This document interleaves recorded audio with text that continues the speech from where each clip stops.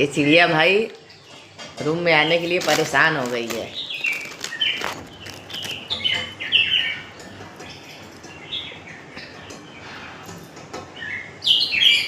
रोज आती है, रोज ऐसे ही परेशान होती है। अभी दरवाज़ा मैं खोल दूंगी तो नहीं आएगी अंदर, लेकिन शीशा पे बहुत मारती है ठोर से।